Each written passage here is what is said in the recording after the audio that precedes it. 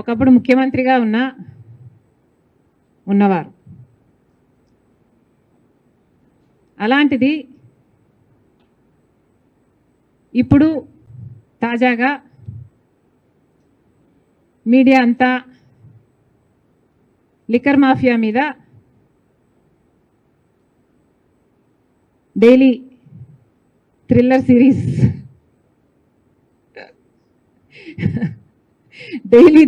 Series నడుపుతోంది. దాంతో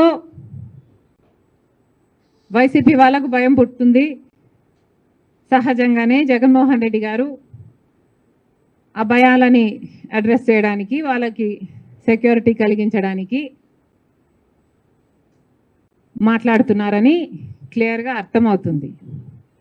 కానీ నా అభ్యంతరం ఏమిటంటే, జగన్మోహన్ రెడ్డి గారు ఇంతకుముందు ముఖ్యమంత్రిగా పనిచేసినవారు. అలాంటిది ముఖ్యమంత్రిగా హోదాలో ఉన్న వ్యక్తి పోలీసు డిపార్ట్మెంట్ పట్ల వాళ్ళ బట్టలు ఉడదీస్తాం, వాళ్ళని తరిమి కొడతాం, వాళ్ళు ఎక్కడున్నా పట్టుకొస్తాం, విదేశాలకు వెళ్ళినా వదిలిపెట్టాం లాంటి మాటలు ఒక మాజీ ముఖ్యమంత్రి గారు మాట్లాడడం అస్సలు బాగలేదు.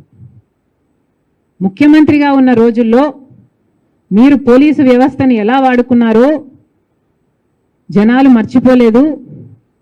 రఘురామరాజు గారైతే మర్చిపోలేరు.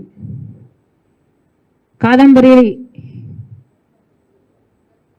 జత్వాల్ లాంటి వాళ్ళు కూడా, వాళ్ళ పేరెంట్స్ కూడా మీ ఐఏఎస్ ఆఫీసర్లను, ఐపీఎస్ ఆఫీసర్లను పంపించి 40 రోజులు వాళ్ళని కిడ్నాప్ చేసినట్టు తెచ్చి 40 రోజులు వాళ్ళని కారణంగా బంధించి ఉంచారు.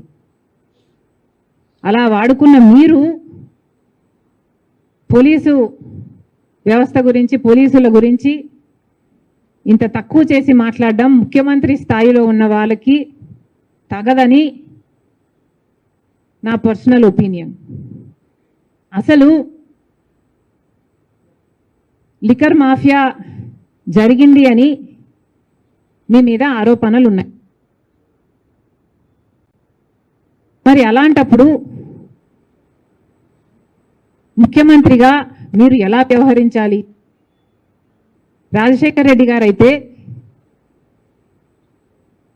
ముఖ్యమంత్రిగా ఉన్నప్పుడు లేనప్పుడు కూడా ఎంతో హుందాగా ఆయన మీద ఏదైనా ఆరోపణలు వస్తే మీకు కావాల్సిన ఎంక్వైరీ వేసుకోండి.